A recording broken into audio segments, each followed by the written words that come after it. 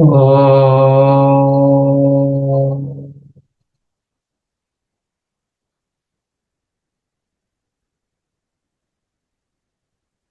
భద్రం नो అపివాతయమనః. ఓం శాంతి శాంతి శాంతి.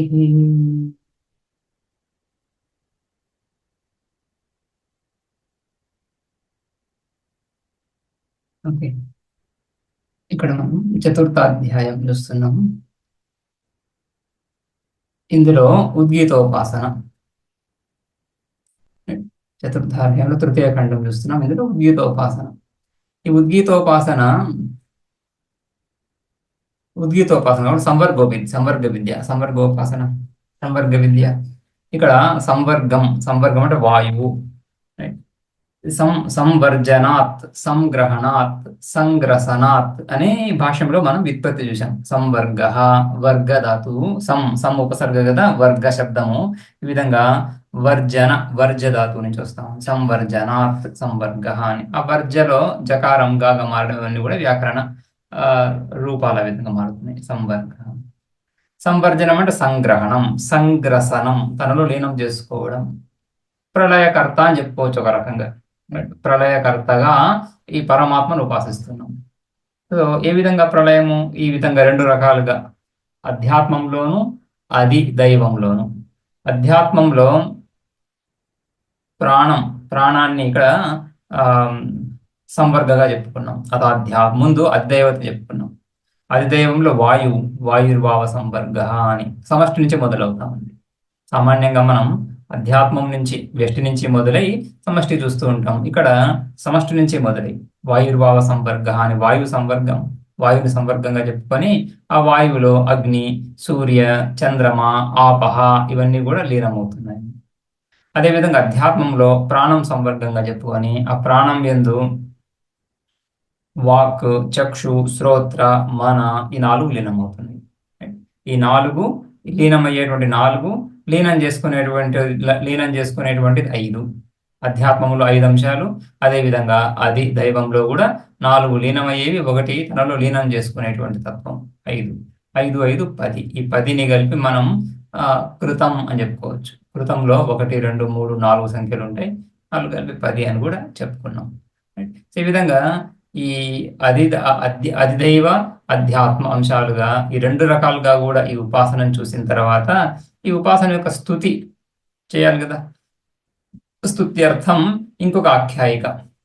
ఈ 3వ ఖండంలో ఈ విధంగా ఉపాసన, మొదటి 2 ఖండాలు దీనికి కూడా ఆఖ్యాయిక చెప్పుకున్నాం. ఆ తర్వాత ఇక్కడ మళ్ళీ ఈ 6వ మంత్రం నుంచి 5వ మంత్రం నుంచే ఆఖ్యాయిక మొదలైంది. సో 5వ మంత్రంలో ఈ విధంగా ఈ ఉపాసనను చేసేటువంటి ఉపాసకుడి గురించి చెప్పడానికి 3 విషయాలను తీసుకొచ్చుకున్నాం. అత శౌనకం చ కాపేయం, అభిప్రతారణం చ కాక్షసేనిం. ఈ విధంగా శునక శపత్యం శౌనకుడు, ఆయన పేరు కాపేయ, కపిగోత్రానికి సంబంధించినటువంటి వాడు. తర్వాత అభిప్రతారిణ్ అనే పేరు కలిగినటువంటి కక్షసేని వంశానికి సంబంధించినటువంటి కాక్షసేని. వీళ్ళిద్దరు కూడా భోజనానికి కూర్చున్నటువంటి సందర్భం. భోంచేస్తున్నారు, అక్కడ భోజనానికి కూర్చున్నారు. సో కూర్చున్నప్పుడు పరివిష్యమాణవ్, వాళ్ళకు వడ్డిస్తుండగా ఒకనొక బ్రహ్మచారి అక్కడికి వస్తున్నాడు. బ్రహ్మచారి భిక్షార్థం వీళ్ళను చేరాడు. తస్మాహ ఉ న దదాతు. ఆ బ్రహ్మచారికి వీళ్ళు ఆయన బ్రహ్మచారి ఉపాసకుడు, కానీ ఈ సంవర్గ విద్య ఉపాసకుడు అంటే పరమాత్మ ఉపాసకుడు అని అర్థం. ఈ సంవర్గ విద్య ఇక్కడ దాకా ఈ విధంగా మనం 3వ అధ్యాయం నుంచి చూస్తున్నటువంటి ఉపాసనలు ప్రాయ అహంగ్రహ ఉపాసనలు, పరమాత్మనే ఇక్కడ ఉపాసిస్తున్నామని. రైట్. సో ఆ పరమాత్మని ఇక్కడ సంవర్గంగా భావించి ఉపాసిస్తున్నాం. ఆ విధంగా అందుకనే బ్రహ్మవేత్త అని చెప్తున్నారు. బ్రహ్మచారి, బ్రహ్మవిత్, శౌండో, వివిక్షే, వీక్షితవాన్ అని చెప్పుకున్న భాష్యంలో. బ్రహ్మచారి అంటున్నప్పుడు బ్రహ్మవిత్ అని, బ్రహ్మచారి అంటున్నప్పుడు పెళ్లి కాని వాడు నాకు అర్థం ఉంది కదా. అలా కాకుండా ఇక్కడ బ్రహ్మని చరతి ఎలా ఉపాసతి. సో బ్రహ్మ విషయం నిరంతరంగా బుద్ధిలో మెదులుతున్నటువంటి వాడు ఆ బ్రహ్మస్వరూపాన్ని, ఈ సకల బ్రహ్మాండాన్ని బ్రహ్మస్వరూపంగా చూస్తున్నాడు. అధ్యాత్మంలోనూ బ్రహ్మ, సర్వాధిష్టానంగా ఎలా ఈ విధంగా అగ్ని సూర్య ఆ, చంద్రమ ఆపహ ఈ తత్వాలన్నింటినీ కూడా అగ్ని ఆపహ ఈ రెండు కూడా పంచమహాభూతాల్లో రెండు తత్వాలు కదా, అగ్ని ఆపహ. తర్వాత ఆదిత్య చంద్రమస చంద్రమ. సో వీళ్ళిద్దరు కూడా ఆదిత్యుడు చంద్రమ ఈ దేవతాంశాలు వీళ్ళందరినీ కూడా తనలో లీనం చేసుకుంటున్నటువంటి వీళ్ళంతా కూడా లోకపాలకులు. ఈ లోకపాలకులని వీళ్ళని తనలో లీనం చేసుకునేది ఎవరు? పరమాత్మ. అని ఆ విధంగా పరమాత్మోపాసననే కదా. సో ఆ విధంగా అధ్యాత్మంలో కూడా చెప్పినటువంటి ఇంద్రియాలు కొన్ని వాగాది కర్మేంద్రియాలు, ఆ చక్షురాది జ్ఞానేంద్రియాలు, మనస్సు, అంతఃకరణం. అయితే చెప్పని ఇంద్రియాలు ఏవైతే ఉన్నాయో వాటికి ఇది ఉపలక్షణంగా తీసుకొని సకలేంద్రియాలకు లయస్థానం ఎవరు? ప్రాణమే. ఏ విధంగా సుషుప్త అవస్థలో ఈ ఇంద్రియాలన్నీ కూడా ప్రాణంలో లీనమవుతుంది. కాబట్టి వీటన్నిటికీ లయస్థానమైనటువంటి ప్రాణము ఏమవుతుంది? సంవర్గం. అని ఆ విధంగా అధ్యాత్మము అది దైవము రెండింటిలో కూడా ఆ తత్వాన్ని పరమాత్మను చూస్తున్నటువంటి బ్రహ్మను ఎక్కడ చూడాలి? సర్వత్రా లోపల బయట అంతా కూడా సబాహ్యాభ్యంతరో హ్యజహ అని కదా. సో ఆ విధంగా చూస్తున్నటువంటి ఆ బ్రహ్మచారి శౌండ ప్రసిద్ధమైనటువంటి వాడు, ప్రఖ్యాతి కలిగినటువంటి వాడు. అంటే ఈ ఉపాసనలో నిష్ణాతుడు. అతడు భిక్షకొచ్చాడు. అయితే బ్రహ్మచారినో బ్రహ్మవిన్మానితాం బుద్ధ్వా, నేను బ్రహ్మవేత్తను అనేటువంటి ఆ అహం, ఆ భావన ఉండడం తెలిసినటువంటి వీళ్ళిద్దరు. రైట్. అభిప్రతారిన్ తర్వాత కాపేయం, శౌనకం, కాపేయం, అభిప్రతారం, కాక్షసేనం వీళ్ళిద్దరు కూడా ఈ విధంగా ఆయనకి భిక్షను ఇవ్వకుండా ఏం చెప్తాడో చూద్దాం అనేటువంటి జిజ్ఞాస కుతూహలం కలిగినటువంటి వాళ్ళై చూడనట్లుగా ఉన్నారు. అప్పుడు ఆయన అంటున్నాడు 6వ మంత్రంలో,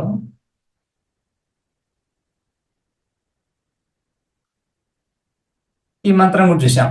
సహోవాచ ఆ బ్రహ్మచారి ఈ విధంగా చెప్తున్నాడు. మహాత్మానశ్చతుర, నలుగురు మహాత్ములు, మహాంచ అసౌ ఆత్మాచ ఇది మహాత్మా, నలుగురు దేవతలు. మహాత్మానశ్చతుర ఎవరు? ఈ అగ్ని, సూర్య, చంద్రమ, ఆపహ ఈ నలుగురు కూడా. వీళ్ళందరినీ దేవో ఏకః కస్స జగార, ఆ ఒక్క పరమాత్మ ఆ దేవుడు, దేవో ఏకః దేవః ఒక ఆ పరమాత్మ, స కహ జగారాం అని అతడు వీళ్ళందరినీ కూడా మింగివేశాడు. ఎవరాయన? భువనస్య గోప్త. సో భువనస్య గోప్త, ఈ భువనస్య భూర్భువస్సువః ఇది భువనం, ఈ సకల లోకాలను గోపాయతి ఇది గోపః రక్షిస్తున్నటువంటి వాడు.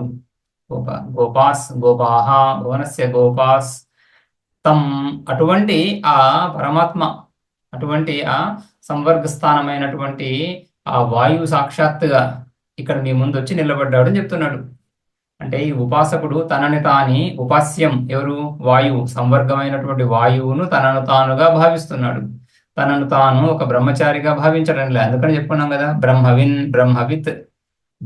ఈ బ్రహ్మచారి ఎవరు? బ్రహ్మవిత్. రైట్. సో అందులో బ్రహ్మవిత్ శౌండ భిక్ష చేస్తున్నాడు, కానీ బ్రహ్మన్ అనేటువంటి భావము స్థిరంగా కలిగినటువంటి బ్రహ్మన్ అనేటువంటి భావం ఏ విధమైనటువంటి బ్రహ్మ? ఇక్కడ సగుణ బ్రహ్మ, సగుణంగా వాయువుగా తనను తాను భావిస్తున్నటువంటి వాడు చెప్తున్నాడు. ఈ వాయువు ఎవరైతే ఈ అజ్ఞాది దేవతలను తనలో లీనం చేసుకుంటున్నాడో ప్రతిరోజు అని చెప్పుకోవచ్చు, లేదా ప్రళయ కాలంలో అని చెప్పుకోవచ్చు. రెండు అర్థాలు కూడా ముందు చూసాం మనం. అటువంటి భువనస్య గుప్త, సంపూర్ణ బ్రహ్మాండాన్ని కాపాడే రక్షిస్తున్నటువంటి, తనలో ఉంచుకొని రక్షించడం ఏముంది ఇక్కడ? కారణ రూపేణ, కారణం కదా. ఉత్పత్తి స్థితి లయాలకు కారణం ఈ బ్రహ్మాండం. భూర్భువస్సువః ఈ లోకాలన్నింటికి కూడా ఉత్పత్తి స్థానము పరమాత్మయే, ఆ వాయువే. అదేవిధంగా ఇక్కడ భువనస్య గుప్త అంటున్నప్పుడు సంపూర్ణ బ్రహ్మాండం. మచ్చుకి ఆ 4 ఉదాహరణలు, సూర్యుడు, అగ్ని, సూర్యుడు, చంద్రుడు, జలాలు అని చెప్పి ఈ విధంగా సంపూర్ణ బ్రహ్మాండాన్ని కూడా తనలో లీనం చేసుకుంటాడు. అంటే జగత్కర్త, జగజ్జన్మ లయ స్థితి కారణం. ముందు చూసాం కదా శాండిల్య విద్యలో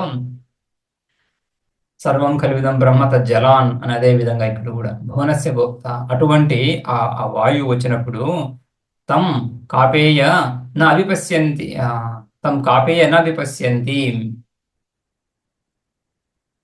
అభిప్రతారిన్ హే కాపేయ, మీ ముందు వచ్చి నిల్చుకున్నది ఎవరు? ఈ బ్రహ్మచారిని చూస్తున్నారా? కాదు, వాయువే, అసంవర్గమే. అతడిని మీరు గుర్తించడం లేదు. రైట్? బహుదా వసంతం, రైట్? అనేక రకాలుగా, అనేక రకాలు ఏ విధంగా? అగ్నిలాగాను, సూర్యుడిలాగాను, రైట్? సో అదేవిధంగా చంద్రుడిలాగాను, ఆపహ జలాలలాగాను, అది దైవంలో. ఈ అధ్యాత్మంలో కూడా అనేక రకాలుగా, వాక్కుగాను, చక్షుగాను, శ్రోత్రంగాను, మనస్సుగాను, ఈ విధంగా అనేక రకాలుగా ఆ ఒక్క పరమాత్మనే వెలసి ఉన్నటువంటి అటువంటి పరమాత్మ. యస్మై వా ఏ తదన్నం, యస్మై వా ఏ తదన్నం. సో సో యస్మై, ఎవరిని ఉద్దేశించి ఈ అన్నమంతా ఇక్కడ ఉందో వాడి రూపమే కదా. ఆ పరమాత్మనే ఈ విధంగా జగద్రూపంగా ప్రకటమైనప్పుడు ఇదంతా కూడా ఆ పరమాత్మ స్వరూపమే, పరమాత్మకు సంబంధించినటువంటిది. అదే అతడికి ఇవ్వడం. తస్మై ఏతత్ న దత్తం. ఈ అన్నము ఆ వాయువే మీ దగ్గరకు వచ్చి ఉంటున్నప్పుడు ఇవ్వకుండా మీరు మాత్రమే దాన్ని గ్రహిస్తున్నారు అని ఆయన ఆక్షేపిస్తున్నాడు. ఇది వినాలనే వాళ్ళు ఏమంటారో చూద్దాం అనే వాళ్ళు గమనించినట్లుగా ఉండిపోయారు.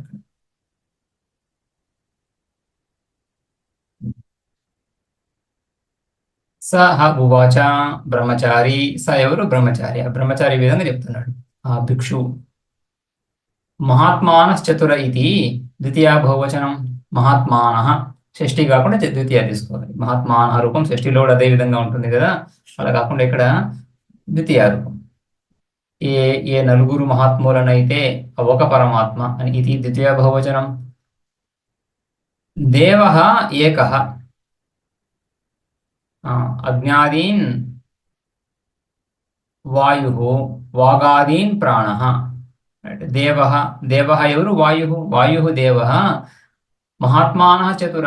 ఆ మహాత్మాన చతుర ద్వితీయ బహువచనం కదా. ఎవరు ద్వితీయ బహువచనం? అక్కడ మహాత్మాన ఎవరిని సంబోధిస్తా ఉంది? అజ్ఞాదీన్. అధిదైవంలో అయితే అజ్ఞాదీన్, అజ్ఞాది దేవతలను అని, అజ్ఞాదులను. అదే అధ్యాత్మంలో అయితే వాగాదీన్, వాగాది తత్వాలను. ఈ వాగాది తత్వాలను గ్రహించేటువంటి ఏకః దేవ ఎవరు? ప్రాణ. అదేవిధంగా అజ్ఞాతులను గ్రహించేటువంటి ఏకః దేవ వాయు. అజ్ఞాదీన్ వాయు, వాగాదీన్ ప్రాణ, ఏకః దేవ. కహ సహ, ఎవరైనా? ప్రజాపతి. సో ఆ విధంగా కహ సహ, కహ సహ ప్రజాపతి. ఇక్కడ కహ శబ్దానికి అర్థంగా ప్రజాపతిని తీసుకొని కస్స జగారా అని కదా. దేవో ఏకః కహ, కహా పదానికి అర్థంగా సాక్షాత్గా ప్రజాపతిని తీసుకుని జగారా గ్రసితవాన్ అని.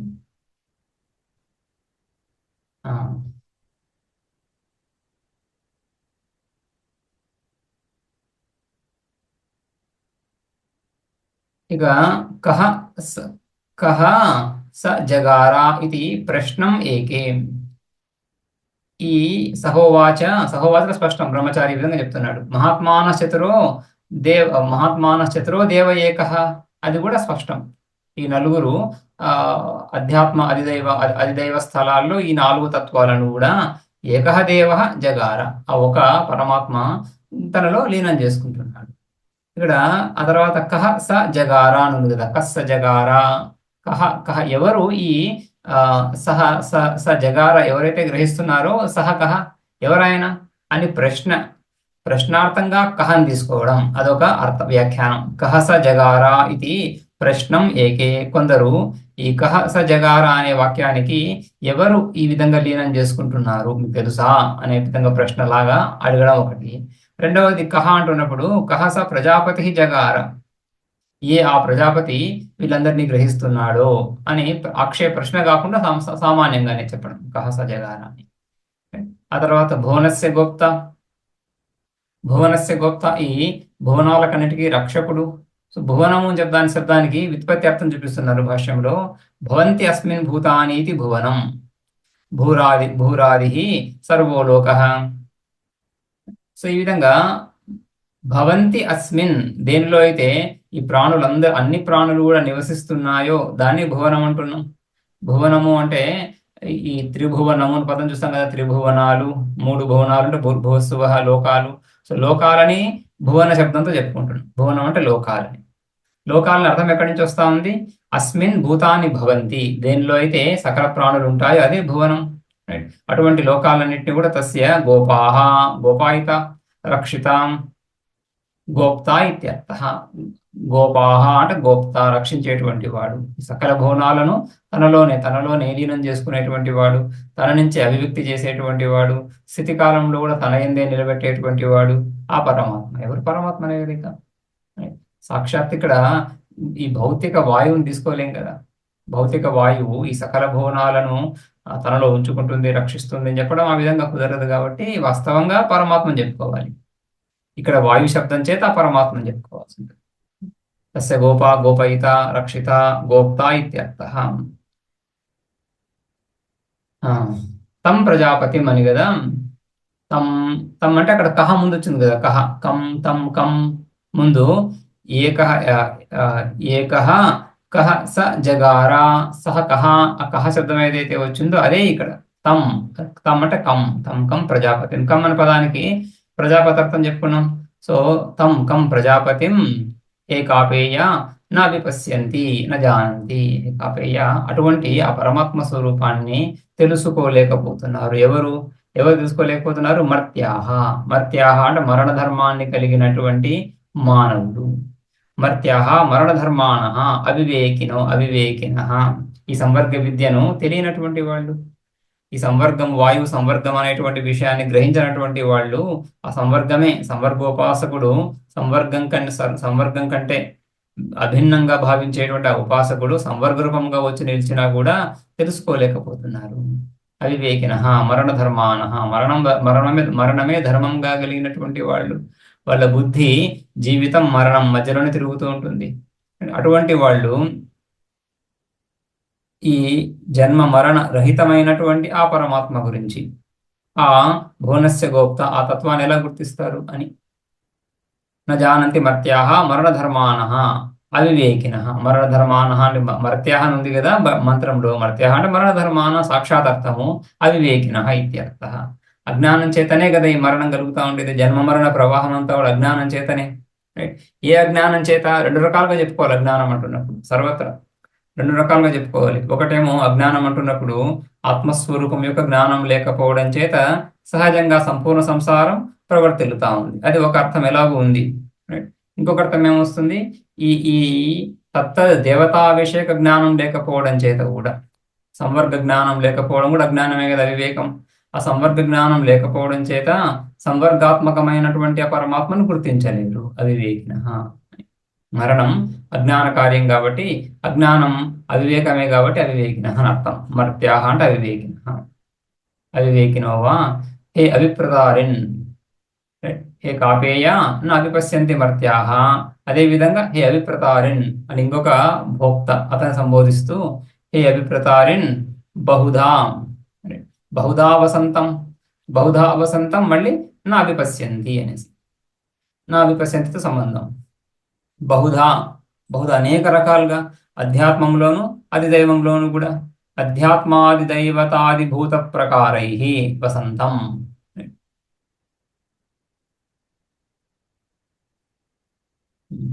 అధ్యాత్మంలో ఈ విధంగా వాక్ ప్రాణ చక్షు మన ఇత్యాది రూపంగా, వాక్ చక్షు శ్రోత్ర మన ఇత్యాది రూపంగా ఈ సకల ఈ వివిధ తత్వాలని మనలో గ్రహించేటువంటి. అదేవిధంగా అధిభూతం అంటే అధిదైవమే. అధిభూతంలో కూడా ఈ విధంగా అగ్ని సూర్య చంద్రమ ఆపహ ఈ తత్వాలన్నింటినీ కూడా అన్ని రకాలుగా అతనే ఉన్నాడు. అతను గ్రహిస్తున్నాడు, అతను మింగివేస్తున్నాడు. అర్థం ఏంటి? ఈ తత్వాలు అతని కంటే వేరుగా లేవు. వేరొక వస్తువులో ఎలా లీనమవుతుంది? కార్యము కారణంలో లీనమవుతుంది అనేది సుస్పష్టం. శాస్త్రంలో కూడా ప్రసిద్ధమే, లోకంలో కూడా ప్రసిద్ధమే. అదే సత్కార్యవాదం. సత్కార్యవాదంలో కార్యం కారణం కంటే వేరుగా ఉండదు కాబట్టి కార్యము కారణంలోనే లీనమవుతుంది. కార్యము కారణం నుంచే అభివ్యక్తం అవుతుంది. ఆ విధంగా కార్యం కారణంలో లీనమవడం, కార్యం కారణంలో లీనమై ఉండడం ప్రళయకాలంలో, అదే కారణం నుంచి అభివ్యక్తం అవ్వడం, అదే కారణంలో వ్యవహరించడం, అదే కారణంలో ఉంటూ వ్యవహారానికి గురి అవ్వడం, నామరూపాత్మకంగా అభివ్యక్తం అవ్వడం, ఇదంతా కూడా సత్కార్యవాదంలో చూస్తాం మనం. సత్కార్యం అంటే కార్యం సత్, కార్యము సత్స్వరూపము. ఎప్పుడు? ఉత్పత్తే ప్రాక్, ఉత్పత్తికి ముందు కూడా ఈ కార్యము సత్గా యథార్థంగానే ఉంది అని చెప్పడం. సామాన్యంగా లోకంలో ఉత్పత్తికి ముందు కార్యము లేదని చెప్పుకుంటూ ఉంటాం కదా, లేని వస్తువు ఉత్పన్నమైంది అని. అలా కాకుండా ఉన్న వస్తువే, మనకు కనిపించకుండా కారణంలో లీనంగా ఉన్న వస్తువే అభివ్యక్తం అవుతుంది అని చెప్పడం. అది ఈ శృతి సిద్ధాంతానికి, శ్రోత సిద్ధాంతానికి ఒక మూల బిందువు, ఆయుపట్టు లాంటిది సత్కార్యవాదం. సత్కార్యవాదం ద్వారానే మనం ఈ జగత్తుకి ఒక అనాది ప్రవాహాన్ని కల్పించగలుగుతున్నాం. ఇదే జగత్తు అనాదిగా ఇలా నడుస్తూ వస్తాం. ఇదే జీవుడు అనాది కాలం నుంచి ఉంటున్నాడు. ఇదే శాస్త్రం అనాది కాలంగా ఉంటుంది. ఈ అనాది అంతా కూడా ఎలా వస్తూ ఉంది? కారణం లేకుండా అని. అంటే ఇది లేని వస్తువు ఆరంభం కావటం లేదు. ప్రళయకాలంలో నామరూపాలను విడిచి తన స్వరూపంలో కారణంలో లీనమైపోయి అవ్యాకృతంగా ఉంటుంది. మళ్ళీ కార్యదశలో ఉత్పత్తి స్థితి కాలంలో కార్యరూపంగా నామరూపాత్మాలను సంతరించుకొని మళ్ళీ ప్రకటమవుతుంది. అది సత్కార్యవాదం. సో ఆ విధంగా ఈ పరమాత్మ అనేక ప్రకారాలుగా అధ్యాత్మంలోనూ అధిదైవంలోనూ ఆయనే ఈ విధంగా ప్రకటమవుతున్నాడు. ఆయన ఈ విధంగా ప్రకటమవుతున్నాడు కాబట్టి ఇవన్నీ కూడా ఆయన యొక్క అభివ్యక్తులు. ఆయన అభివ్యక్తులు మళ్ళీ ఎక్కడికి వెళ్తాయి? ఆయనలోనే లీనమైపోతాయి. కాబట్టి ఈ సంపూర్ణ బ్రహ్మాండం భువనస్య గోప్త అని చెప్పుకున్నాం కదా. భువనస్య గోప్త అని చెప్పుకుంటున్నప్పుడు ఈ సంపూర్ణ బ్రహ్మాండం కూడా ఆయన అభివ్యక్తి, ఆయన రూపమే, ఆయనను ఉద్దేశించినటువంటిదే. అందుకని తర్వాత చెప్తున్నాడు, రైట్, వివిధ అధ్యాత్మాదిభూత ప్రకారై వసంతం. వసంతం అన్వయం దాంతో ముందుతో అన్వయం చేసుకోవాలి. నా అభిపశ్యంతి అనేసి. యస్మై వా ఏతత్ అహన్యహని అన్నం అదనాయ ఆహ్రియతే సంస్క్రియతే చ తస్మై ప్రజాపతయే ఏతదన్నం న దత్తం ఇది. అహరహర్, అహని ప్రతిరోజు కూడా అన్నం అదనాయ, ఈ తినడానికరకై అన్నం ఏదైతే ఈ అన్నము వండబడుతూ ఉందో, ఆహ్రియతే తీసుకురాబడతా ఉందో, సంస్క్రియతే అంటే వండబడతా ఉంది, తినడానికి యోగ్యం చేయబడతా ఉంది. ఈ ఉట్టి బియ్యాన్ని ఎవరు తినలేరు. బియ్యాన్ని సంస్కరించాలి. ఎలా సంస్కరిస్తారు? దాంట్లో నీళ్లు పోసి వేడి చేసి సంస్కరించాలి. ఒక వస్తువులో ఇంకొక వస్తువుని కలపడమే సంస్కారం అంటే కదా. అన్ని సంస్కారాలు అలానే ఉంటాయి. ఒకదాన్ని ఇంకొక దాంతో జోడించడమే సంస్కారం. సో ఆ విధంగా అదనాయ అన్నం ఆహ్రియతే, యస్మై ఎవరిని ఉద్దేశించి అయితే ఈ అన్నము నిరంతరము సంస్కరించబడుతూ ఉందో. సో ఆయనే కదా ఈ అన్న రూపంగా ఆవిర్భవిస్తున్నాడు. ఆయనలోనే ఈ అన్నం అంతా లీనమైపోతుంది. తిననది ఆయనలోనే లీనమైపోతా ఉంది. అటువంటి పరమాత్మను ఉద్దేశించి అన్నం సంస్కరించబడతా ఉంది. అంటే సకల ప్రాణుల్లో కూడా ఈ అన్నాన్ని గ్రహించేది ఎవరు? సకల జీవకోటిలో కూడా అన్నాన్ని గ్రహించేది ఎవరు? ప్రాణమే కదా. అది కూడా ముందు చూసాం మనం. అపాన వృత్తి ఐతరేయంలో కూడా చూసాం, ఇక్కడ కూడా ఈ బ్రాహ్మణంలో ఈ ఖండంలో కూడా చూసాం. అపాన వృత్తి ఈ అన్నాన్ని గ్రహిస్తుంది. అన్నాన్ని గ్రహించి తద్వారా ఇతర ఇంద్రియాలన్నింటినీ పోషిస్తూ ఉంటుంది. ఆ విధంగా ఈ అన్నాన్ని గ్రహించేది సకల ప్రాణుల్లో సంవర్గ రూపమైనటువంటి ఆ ప్రాణమే. సో తర్వాత అధిభూతంలో కూడా ఈ సకల తత్వాలను, సంపూర్ణ బ్రహ్మాండాన్ని, సంపూర్ణ త్రిభువనాలను తనలో లీనం చేసుకుంటూ అన్నాన్ని గ్రహించేది ఆ వాయురూప సంవర్గమే పరమాత్మయే. అటువంటి ఆ ప్రాణరూపమైనటువంటి వాయురూపమైనటువంటి పరమాత్మ ఎవరి గురించి ఈ అన్నమంతా కూడా సంస్కరించబడతా ఉందో, సకల ప్రాణుల్లో అన్నాన్ని గ్రహించేది ప్రాణమే, సంవర్గమే, పరమాత్మయే. అటువంటి ఆ పరమాత్మ, అటువంటి ఆ ప్రజాపతి, తస్మై ప్రజాపతయే, కహ అంటే ప్రజాపతిని చెప్పుకున్నాం కదా. ఆ ప్రజాపతికే ఏతదన్నం నదత్తం. మీరు మీ కళ్ళ ముందు అన్నం పెట్టుకొని ఏ ప్రజాపతి ఏ ప్రాణము ఈ అన్నాన్ని గ్రహిస్తా ఉందో మీ లోపల, అదే ప్రాణము ఇక్కడ ఈ భిక్షువు రూపైన మీ ముందు ప్రకటమైంది. దాన్ని మీరు గుర్తించలేకపోతున్నారు. మర్త్యులు, మరణధర్మం కలిగినటువంటి వాళ్ళు, అవివేకులు. ఇవి సంవర్గం గురించి తెలియనటువంటి వాళ్ళు. ఈ సంవర్గం బయట మీ ఎదురుగా ఏదైతే కనిపిస్తా ఉందో అదే మీ లోపల కూడా సంవర్గంగా ప్రాణంగా ఉంది. మీరు ఏదైతే గ్రహించబోతున్నారో అది ఈ సంవర్గమే సాక్షాత్తుగా తెలుస్తా ఉంది మీ కళ్ళ ముందు. ఇక్కడ మీ లోపల ప్రాణము ఇంత స్పష్టంగా కనిపించదు, కానీ ఇక్కడ కనిపిస్తున్నా కూడా గుర్తించలేకపోతున్నారు. ఎందుకు గుర్తించడం లేదు? ఏదైనా ఒక వస్తువు కళ్ళ ముందు ఉంటే గుర్తించలేకపోవడానికి కారణం ఏముంటుంది? అవివేకం, అజ్ఞానం. అదే మర్త్య. మర్త్యాహ హే ఆ ఇక్కడ ఆయన హే కాపేయ, హే కాపేయ నా అభిపశ్యంతి. ఏంటి నా అభిపశ్యంతి? ప్రజాపతి మీ ఎదురున్నాడు. ప్రజాపతి మీ ఎదురుగానే ఈ బ్రహ్మచారి రూపంలో, ఈ భిక్షు రూపంలో ఈ ప్రజాపతి ఉన్నాడు. ఈ సంవర్గం వాయువు ప్రాణం ఉన్నాడు ఇక్కడ, కానీ మీరు గుర్తించలేకపోతున్నారు అని ఆక్షేపించడం. గుర్తిస్తే ఎందుకు ఇవ్వరు? ప్రాణమే ఇదే, ఈ ప్రాణమే సకల అన్న భోక్త. ఈ సకల అన్నము ఈ ప్రాణం గురించే, ఆ ప్రాణమే మా ఎదురుగా వచ్చింది అని గుర్తిస్తే ఎందుకు అన్నం ఎవరు ఇస్తారు? అలా గుర్తించలేకపోయారు మీరు. అది 6వ మంత్రం. 7వ చూద్దాం.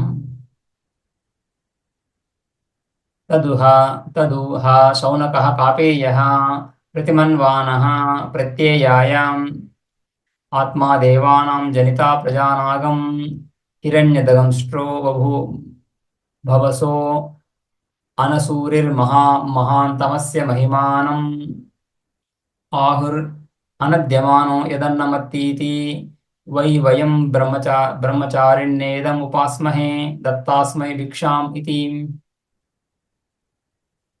తదుహ శౌనకః కాపేయః.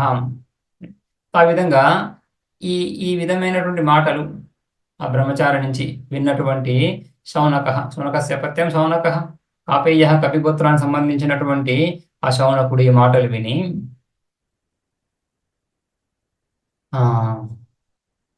శౌనకః కాపేయః తద్ ప్రతిమన్వానః. తద్వచనం. ఆ బ్రహ్మచారి మాటలన్నిటి కూడా మళ్ళీ స్మరిస్తూ చక్కగా చెప్పాడు అని స్మరిస్తూ ప్రత్యయాయ ప్రతి ఆయనకు ప్రతిగా ఆయనకు ఎదురుగా వెళ్ళి ఆయనని సత్కరిస్తున్నాడు, స్వాగతిస్తున్నాడు.